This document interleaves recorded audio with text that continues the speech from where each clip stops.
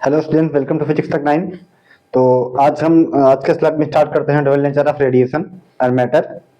तो हमारे आज के स्लाइड में जो कंटेंट है वो है photo electric effect, experimental observation of photo electric effect, loss of photo electric emission, Einstein photo electric equation and dual nature of radiation and de Broglie wavelength and matter wave. तो आज के slide में students हम कोशिश करेंगे कि ये सारे कंटेंट कंप्लीट हो जाए। वेल नेचर का बहुत बड़ा इशू आता है, इससे क्वेश्चन भी एग्जाम में आते हैं, वो कॉम्पिटेटिव एग्जाम हो या बोर्ड एग्जाम हो। तो स्टार्ट करते हैं। देखिए, हम पहले स्टार्ट करते हैं हमारा फोटो इलेक्ट्रिक इफेक्ट क्या होता है। Student, what is photo electric effect?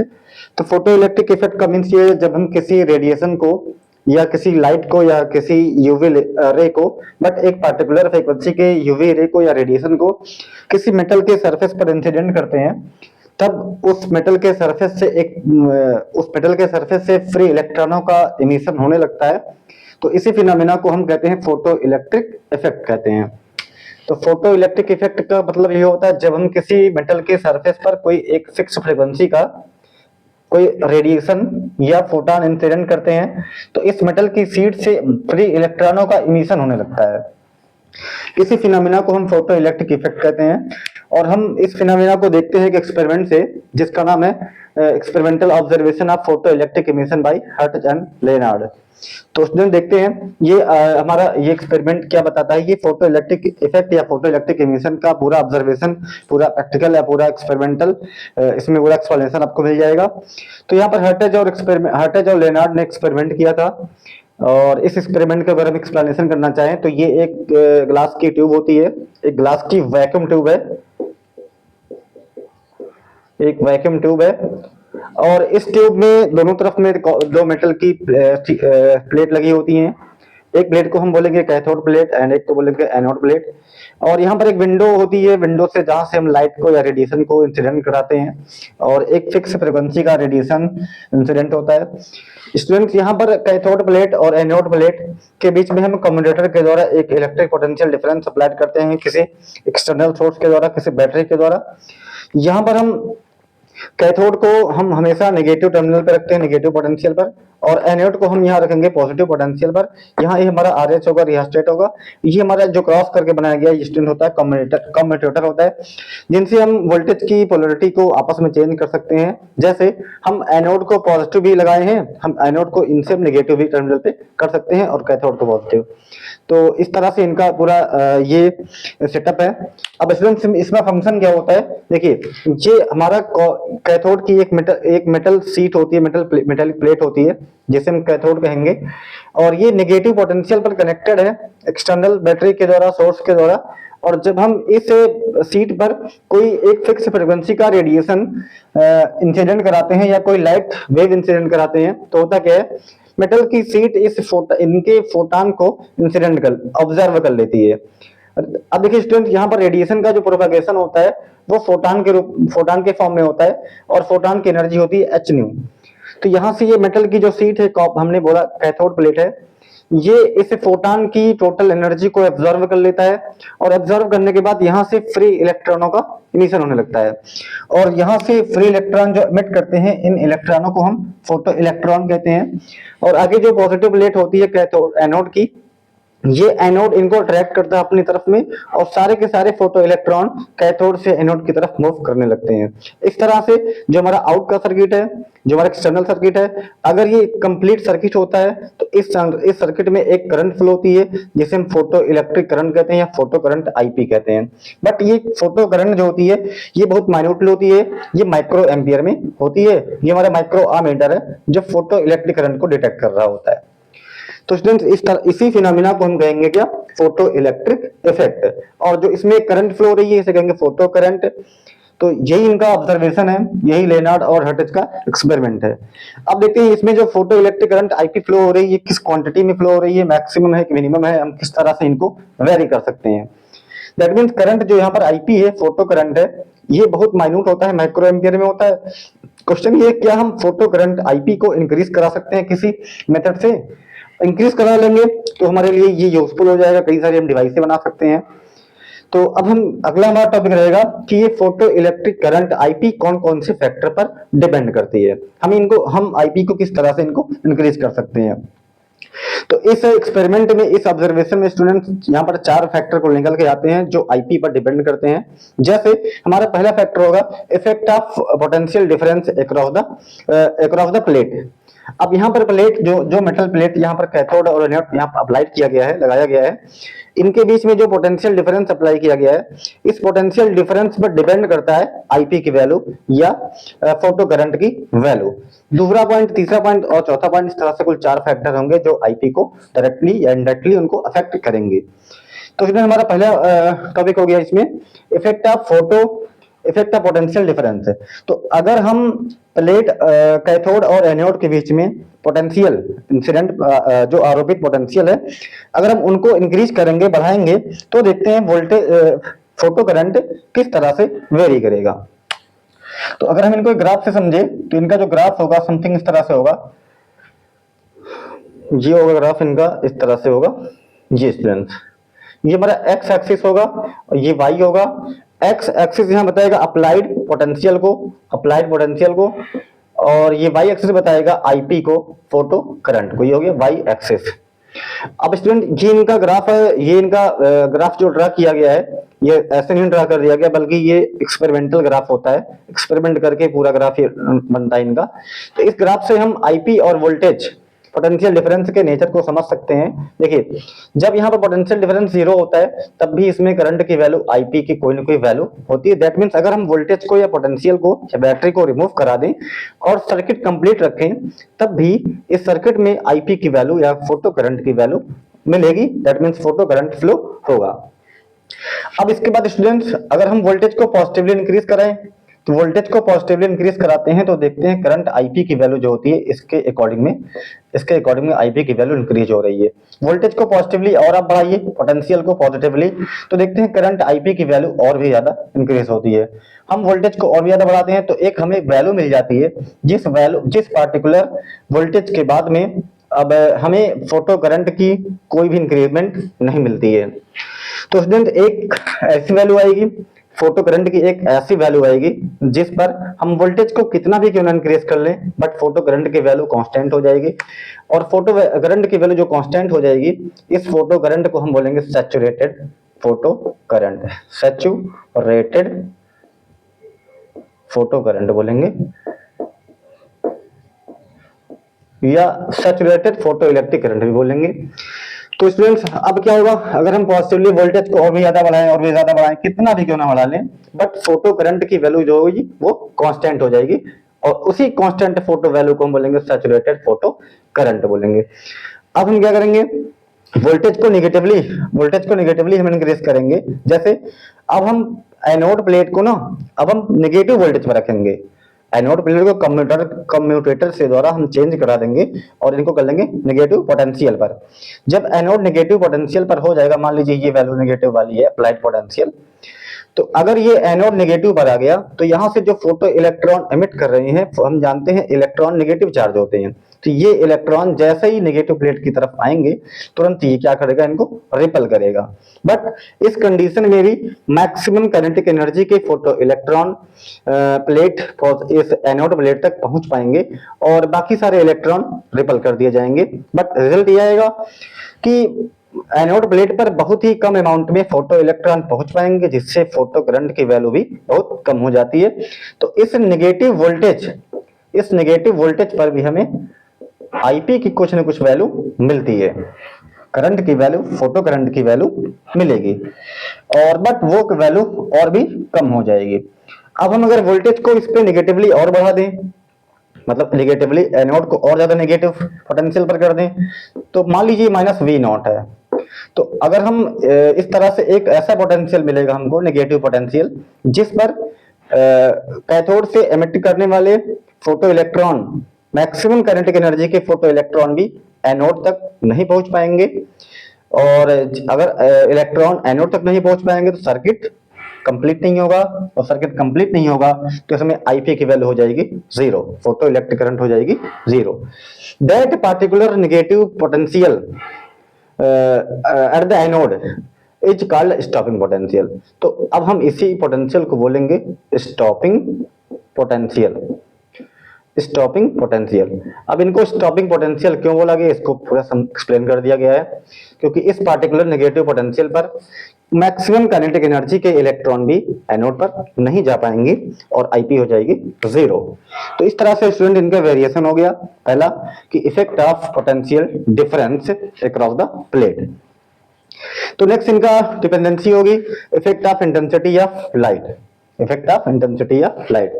तो अब इनको देखते हैं सेकंड वाले पॉइंट को, सेकंड केस को, कि आईपी फोटो करंट किस तरह से इंटेंसिटी ऑफ लाइट पर डिपेंड करता है। तो स्टूडेंट्स अगर हम जो यहां से रेडिएशन इंसिडेंट किया जा रहा है, ये रेडिएशन एक पार्टिकुलर फ्रीक्वेंसी का होना चाहिए जिसे हम कहेंगे थ्रेशोल्ड फ्रीक्वेंसी, थ्रेशोल्ड फ्रीक्वेंसी।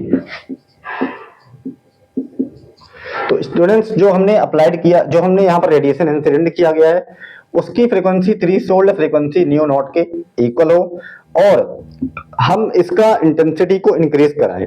जब हम इनकी इंटेंसिटी को इंक्रीज कराते हैं तो होता क्या है कि इंटेंसिटी की इंक्रीज करने पर rate of emitting photo electron will be increases.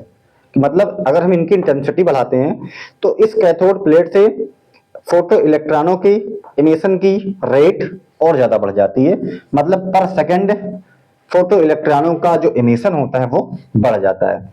अब फोटो इलेक्ट्रॉनों का अगर इमिशन बढ़ गया, पर सेकंड रेट बढ़ गया, तो इसमें इलेक्ट्रॉनों की संख्या भी बढ़ गई। तो अब क्या होंगे, ज्यादा अमाउंट में इलेक्ट्रॉन एनोड प्लेट पर पहुंचेंगे, जिससे आईपी की वैल्यू थोड़ा बढ़ जाएगी। तो इनका अगर हम ग्राफ से इस तरह समझे तो ये होगा एक्स एक्सिस मान ले, इनको मान ले वाई एक्सिस। तो इनका बनेगा ग्राफ समथिंग इस तरह से बनेगा, ये हो जाएगा हॉरिजॉन्टल हो जाएगा। ये स्टूडेंट्स ये मान लेंगे I1 है, ये मान लेंगे I2 है, ये मान लेंगे I3 है, बट ये एट कांस्टेंट फ्रीक्वेंसी है। फ्रीक्वेंसी इनका जो है एक पार्टिकुलर फ्रीक्वेंसी न्यू नॉट है जो कि थ्रेशोल्ड फ्रीक्वेंसी के इक्वल है।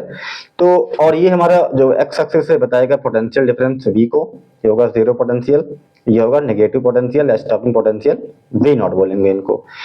तो स्टूडेंट जब हमारा इंटेंसिटी I है, I1 है, तो इस टाइम पर इनका IP, ये IP होगा X axis, IP sorry Y axis बताएगा IP फोटो करंट और एक्स एक्सिस बताएगा हमारा पोटेंशियल डिफरेंस। तो एट पार्टिकुलर इंटेंसिटी I1 पर भी हमें IP की वैल्यू इस तरह से वेरिएशन करके हमें मिलेगी। ठीक है, अब यहाँ पर जहां पर ये ग्राफ हॉरिजॉन्टल मिल जा रहा है, इसे हम कहेंगे सैचुरेटेड फोटो इलेक्ट्रिक करंट। तो स्टूडेंट्स जब हम इंटेंसिटी को I1 से I2 कर देते हैं तो यहाँ पर हम लिख सकते हैं I3 greater than I2 greater than I1। जब हम इंटेंसिटी को यहाँ पर इंक्रीज करा रहे हैं तो हमें इनके अकॉर्डिंग, इनके अलॉन्ग में हमें फोटो करंट की वैल्यू भी इंक्रीज होती हुई मिल रही है। बट अब यहाँ भी वोल्टेज वाला आ जाएगा कि वोल्टेज को अगर हम इंक्रीज कराएंगे तो एक पार्टिकुलर वोल्टेज के बाद में आईपी की वैल्यू कांस्टेंट हो जाएगी। अब वोल्टेज आप कितना भी क्यों ना इंक्रीज कराओ, आईपी की वैल्यू में कोई इंक्रीमेंट नहीं होगा, कांस्टेंट हो जाएगा, तो हम कहेंगे सैचुरेटेड फोटो करंट।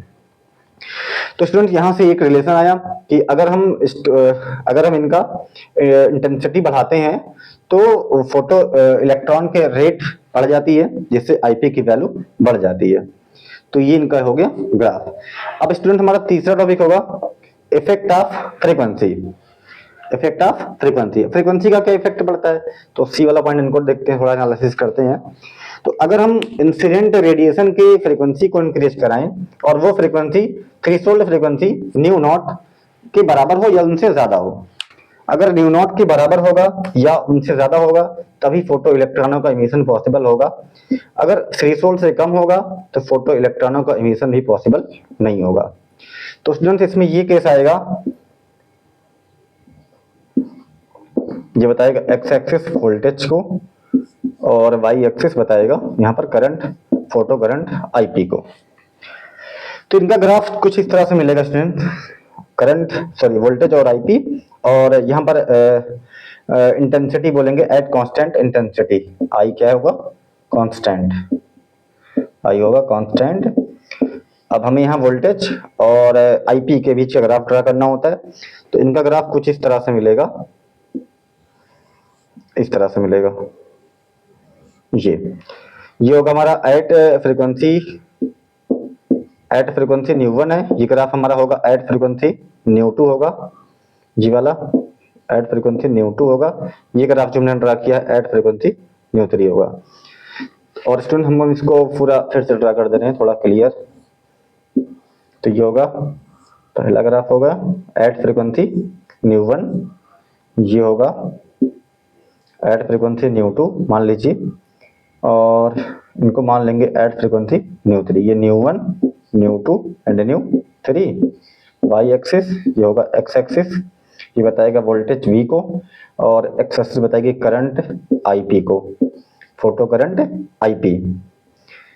इसको हम यहाँ लिख दे रहे हैं IP फोटो करंट। अब स्टूडेंट यहाँ पर देखिए ग्राफ में मिल रहा है कि वोल्टेज को अगर हम और हाँ यहाँ पर होगा new 3 greater than new 2 greater than new 1। तो इफेक्ट ऑफ फ्रीक्वेंसी में अगर हम देखें कुल मिलाकर इनका रिजल्ट ये आएगा कि अगर हम इंसिडेंट रेडिएशन के फ्रीक्वेंसी को बढ़ाते हैं तो उस कंडीशन में जो यहाँ से फोटो इलेक्ट्रॉन एमिट हो रहे हैं उनकी काइनेटिक एनर्जी बढ़ जाती है, उनकी काइनेटिक एनर्जी बढ़ जाती है, बट उनके इमिशन का रेट में कोई चेंजिंग नहीं होती है, इमिशन के रेट में कोई चेंजिंग नहीं होती है। इस वजह से IP की वैल्यू में कोई इफेक्ट नहीं पड़ता है। That means photo electric current की वैल्यू जो होती है वो कांस्टेंट रहती है, सैचुरेटेड रहती है। बट होता क्या है, यहाँ से जो इलेक्ट्रॉन एमिट हो रहे हैं उनकी काइनेटिक एनर्जी डायरेक्टली बढ़ जाती है। अब काइनेटिक एनर्जी के बढ़ जाने पर क्या होगा, तो काइनेटिक एनर्जी के बढ़ जाने पर इनके बीच इन पर जो हमने स्टॉपिंग पोटेंशियल अप्लाइड किया था वो स्टॉपिंग पोटेंशियल की वैल्यू बढ़ जाती है। क्यों? क्योंकि मान लीजिए इसके पहले हमारा स्टॉपिंग पोटेंशियल मान लीजिए -2 वोल्ट मिल रहा होगा, तो जब हमने इनकी इंटेंसिटी को बढ़ा दिया, सॉरी फ्रीक्वेंसी को बढ़ा दिया, फ्रीक्वेंसी को बढ़ा देने पर ये होगा इनकी काइनेटिक एनर्जी बढ़ गई, और काइनेटिक एनर्जी के बढ़ जाने पर स्टूडेंट्स होगा क्या, तो ये इस पार्टिकुलर 2 वोल्ट के स्टॉपिंग पोटेंशियल को क्रॉस करके भी यहां तक पहुंच जाएगा। तो इस वजह से हम कहेंगे ऐसा है कि इसमें जो अगर हम इनका इंटेंसिटी नहीं बल्कि फ्रीक्वेंसी बढ़ाते हैं तो इनका स्टॉपिंग पोटेंशियल जो होता है नेगेटिवली और ज्यादा बढ़ जाता है। तो होगा -V01, इनका होगा -V02, इनका होगा -V03। तो इस तरह से इनका स्टूडेंट्स इंटेंसिटी के बढ़ा देने पर, इंक्रीज कर देने पर क्या होगा, इनका स्टॉपिंग पोटेंशियल नेगेटिवली और बढ़ जाएगा, नेगेटिवली बढ़ जाएगा, जबकि IP की वैल्यू क्या होगी, कांस्टेंट रहेगी। तो मिला के रिजल्ट ये आया कि IP की वैल्यू इंटेंसिटी के बढ़ाने पर बढ़ती है और फ्रीक्वेंसी के बढ़ाने पर IP की वैल्यू नहीं बढ़ती है, बल्कि फोटो इलेक्ट्रॉनों की काइनेटिक एनर्जी बढ़ जाती है। तो स्टूडेंट्स इस तरह से ग्राफ हो गया, और इसमें एक ग्राफ अभी और हम ड्रा कर सकते हैं इनके काइनेटिक एनर्जी का और frequency, threshold frequency new not का। तो अगर हम इनके इफेक्ट ऑफ फ्रीक्वेंसी वाले ही केस को यहाँ देख रहे हैं, ये केस हमारा C वाला ही है, तो बट ये Y एक्सिस और ये X एक्सिस यहाँ पर डिनोट करेगा frequency of the incident wave, और Y एक्सिस डिनोट करेगा यहाँ पर काइनेटिक एनर्जी E के मैक्स ऑफ फोटो इलेक्ट्रॉन।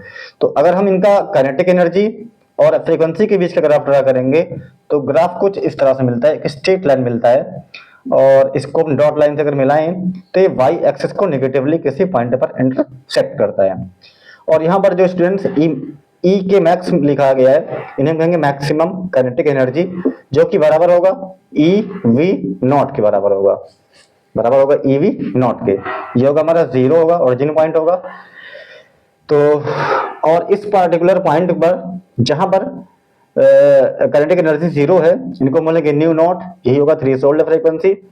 तो स्टूडेंट्स अब देखिए, अगर हम फ्रीक्वेंसी को 0 रखते हैं, काइनेटिक एनर्जी 0 मिलती है, फ्रीक्वेंसी को थोड़ा और बढ़ाते हैं, काइनेटिक एनर्जी 0 मिली है, और बढ़ाएं 0 मिली है। अब अगर यहाँ पर काइनेटिक एनर्जी 0 मिली है, that means photo electron emit ही नहीं हुआ है। तो एट एक पार्टिकुलर फ्रीक्वेंसी न्यू नॉट पर भी 0 मिली है, बट इनसे ज्यादा जैसे हम फ्रीक्वेंसी बढ़ाते इंक्रीज करते हैं, तुरंत हमें काइनेटिक एनर्जी की कोई एक पॉजिटिव वैल्यू मिल जाती है। तो हम इसी particular frequency of the incident ray को या फोटॉन को या रेडिएशन को हम बोलेंगे थ्रेशोल्ड फ्रीक्वेंसी, इसी को बोलते हैं स्टूडेंट थ्रेशोल्ड फ्रीक्वेंसी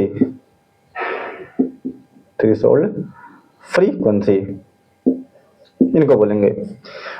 तो इस तरह से इनका ये ग्राफ हो गया काइनेटिक एनर्जी का और फ्रीक्वेंसी का। अब फ्रीक्वेंसी जैसे जैसे हम इंक्रीज करेंगे इनकी काइनेटिक एनर्जी लीनियरली चेंज होगी, एनर्जी बढ़ेगी, लीनियरली इनकी काइनेटिक एनर्जी क्या होगी, बढ़ेगी। तो यहाँ से स्टूडेंट अगर हम इनका रिलेशन बनाएं तो एच न्यू मतलब क्या नाम है, एच न्यू होगा यहाँ पर energy of incident photon will be is equal to यहाँ पर होगा work function W plus E K kinetic energy of photo electron. Actually यहाँ पर इस फोटॉन इंसिडेंट फोटॉन की एनर्जी होगी, W यहाँ पर इनकी होगी वर्क फंक्शन। अगर हमें यहाँ पर काइनेटिक एनर्जी ई के को फाइंड करना चाहें इमिटिंग इलेक्ट्रॉन के, फोटो इलेक्ट्रॉन के, तो ई के बराबर यहाँ पर रिजल्ट आएगा एच न्यू माइनस W। तो स्टूडेंट अगर हम ई के और न्यू को देखें तो ये जो हमारा इक्वेशन मिला है ये y is equal to M X plus C के जैसा मिला है, जो कि एक लाइन का इक्वेशन है, एक लीनियर इक्वेशन है। यहां से m हमारा हो जाएगा m is equal to slope हो जाएगा, slope is equal to gradient भी इनको कहेंगे, ग्रेडियंट बोलेंगे। और यहाँ पर अगर हम इन दोनों कंपैरिजन करें तो m की जगह पर h लिखा है, that means m is equal to h where h is the Planck constant है। और स्टूडेंट अगर हम इनको voltage stopping potential V naught और फ्रीक्वेंसी न्यू के बीच का ग्राफ ड्रा करें इस तरह से अगर इनका ग्राफ ड्रा करें, ये y एक्सिस हमारा बताता है स्टॉपिंग पोटेंशियल V नॉट को मान लीजिए बता रहा है, और x एक्सिस बता रहा है इसमें फ्रीक्वेंसी न्यू को। तो इस पार्टिकुलर फ्रीक्वेंसी को हम बोलेंगे न्यू नॉट मतलब थ्रेशोल्ड फ्रीक्वेंसी। तो अगर हमें स्लोप बताना है, इसका स्लोप क्या होगा, तो इनका पहले इक्वेशन लिखेंगे ऐसा है H nu is equal to W for work function और plus E K kinetic energy. तो kinetic energy E K is equal to आएगा एच न्यू माइनस W। अब ई के की वैल्यू यहाँ पर हम लिखेंगे E V naught is equal to H nu minus W। तो V naught is equal to H nu by E minus W by E. यहाँ पर W यहाँ पर वर्क फंक्शन होगा। तो स्टूडेंट हमारा जो इक्वेशन मिलेगा कुछ इस तरह से मिलेगा, और ये इक्वेशन भी एक लाइन का इक्वेशन होगा, लीनियर इक्वेशन है। और इस इक्वेशन को अगर हम कंपैरिजन करें y बराबर एम एक्स प्लस सी से, तो m यहाँ पर होता है ग्रेडियंट होता है या स्लोप होता है, तो m के जगह पर यहाँ पर स्टूडेंट होगा m बराबर होगा h बाई ई। तो यहाँ पर इनका जो स्लोप हो जाएगा, slope is equal to h by E where h is the Planck constant. तो स्टूडेंट्स यहाँ पर होगा इनका slope h is equal to m is equal to h by E.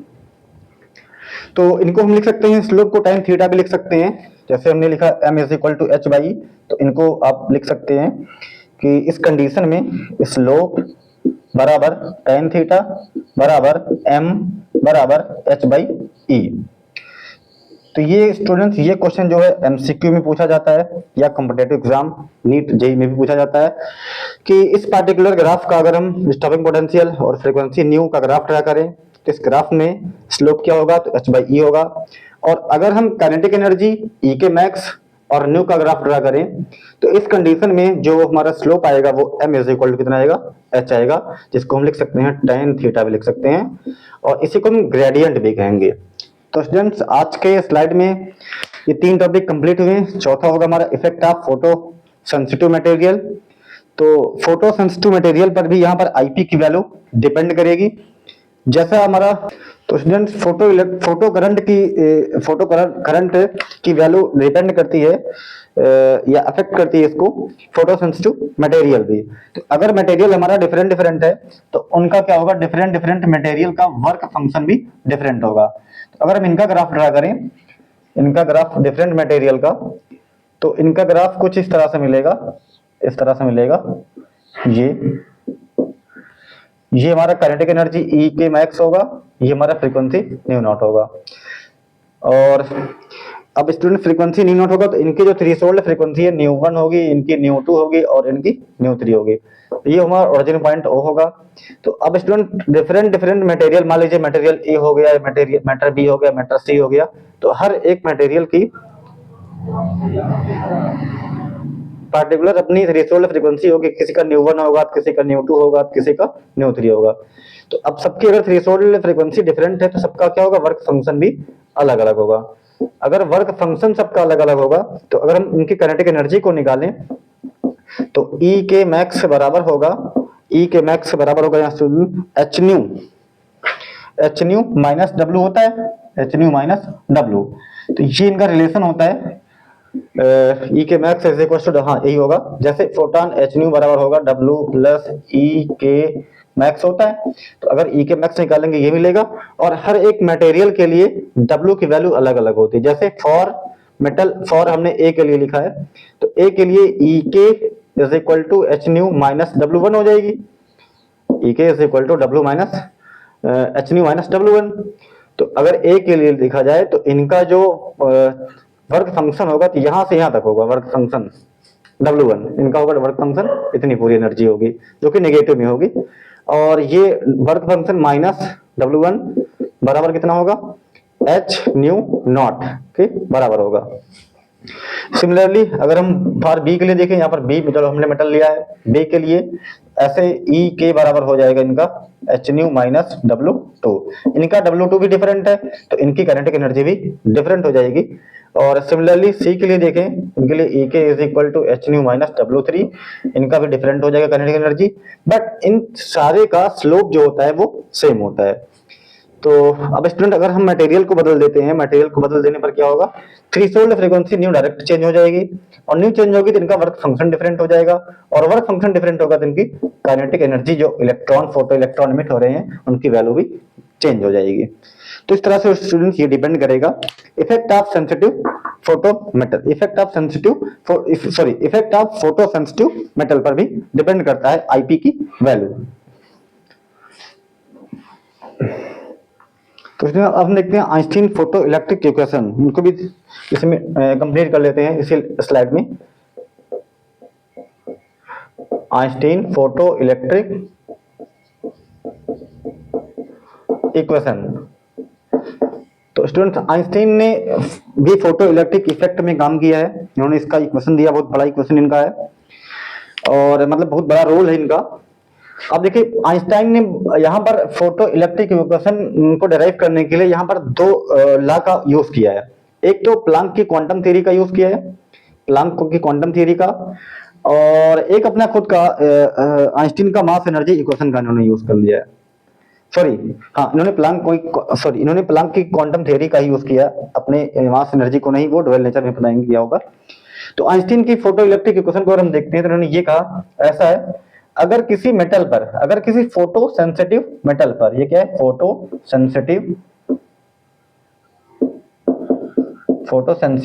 Metal, अगर किसी फोटो सेंसिटिव मेटल पर एक थ्रेशोल्ड फ्रीक्वेंसी के इक्वल या उनसे ज्यादा फ्रीक्वेंसी का कोई फोटॉन इंसिडेंट कराते हैं तो ये मेटल का कोई एक एटम इस फोटॉन को कोई टोटल एनर्जी को एब्जॉर्ब कर लेगा, टोटल एनर्जी को एब्जॉर्ब कर लेगा और उस एनर्जी का कुछ पार्ट ये यूज करेगा इस मेटल से एक इलेक्ट्रॉन को सरफेस तक ले आने में, इस मेटल से एक इलेक्ट्रॉन को सरफेस तक लाने में इसकी एनर्जी का कुछ पार्ट यूज करेगा, जैसे हम वर्क फंक्शन W बोलेंगे।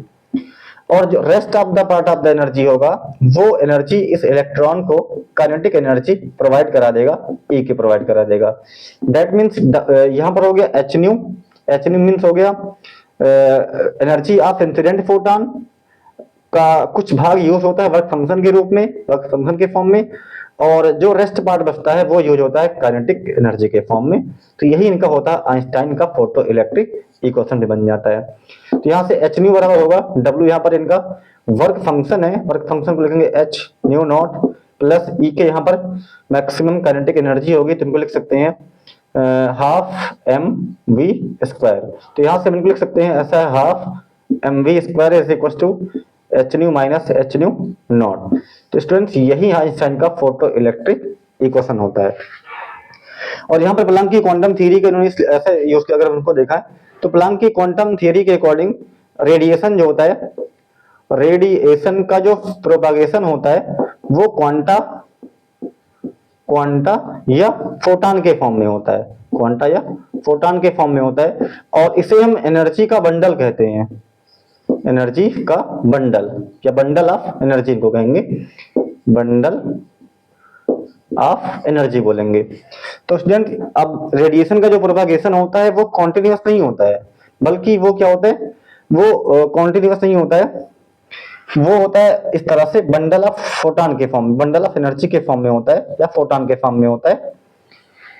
तो और हर एक फोटॉन की जो एनर्जी होती है डिफरेंट होती है, एचन्यू होती है, जो कि एचन्यू का इंटीग्रल मल्टीपल होती है, और इन फोटॉनों की एनर्जी हमेशा एचन्यू का इंटीग्रल मल्टीपल होगी। कभी भी फोटॉन की एनर्जी 1.2 एचन्यू या 1.3 एचन्यू या 1.5 एचन्यू, दैट मीन्स ये जो एनर्जी होगी फोटॉन की, ये कभी भी फ्रैक्शनल में नहीं हो सकती है, ये भी जो भी होगी ये इंटीग्रल मल्टीपल के फॉर्म में होगी। तो मैक्सवेल की जो क्वांटम थ्योरी है उन्होंने यही लिया कि रेडिएशन जो होता है, रेडिएशन का प्रोपागेशन क्वांटा के रूप में होता है या फोटॉन के रूप में होता है, जिनकी एनर्जी एचन्यू होती है। तो अगर रेडिएशन इस पे इंसिडेंट किया गया तो दैट मीन्स फोटॉन इंसिडेंट किया गया, और फोटॉन की एनर्जी कितनी है, एचन्यू। एचन्यू जो है प्लांक की क्वांटम थियरी से, एचन्यू का अब जब ऐसे इंसिडेंट होता है तो इस एटम, इस मेटल का कोई एक पार्टिकुलर एटम इसकी टोटल एनर्जी को क्या कर लिया, एब्जॉर्ब कर लिया। एनर्जी को एब्जॉर्ब करने के बाद इस मेटल के सरफेस पर, इस मेटल के अंदर से एक इलेक्ट्रॉन को सरफेस तक ले आता है, सरफेस तक ले जाता है। अब यहाँ पर जो एनर्जी यूज किया है इलेक्ट्रॉन को सरफेस तक लाने के लिए, हम इसे बोलेंगे वर्क फंक्शन, वर्क फंक्शन। अब जो rest part of the energy होता है वो इलेक्ट्रॉन को क्या देता है, काइनेटिक एनर्जी, इससे इलेक्ट्रॉन आगे चला जाता है। अब इसी को हम पूरा सॉल्व कर लेते हैं तो हमारा जो मिलता है यही हमारा होता है आइंस्टीन का फोटो इलेक्ट्रिक इक्वेशन मिलता है स्टूडेंट। तो आज की स्लाइड में ये हुआ। अब बच रहा double nature of light and de Broglie wavelength, इसको भी कंप्लीट करते हैं।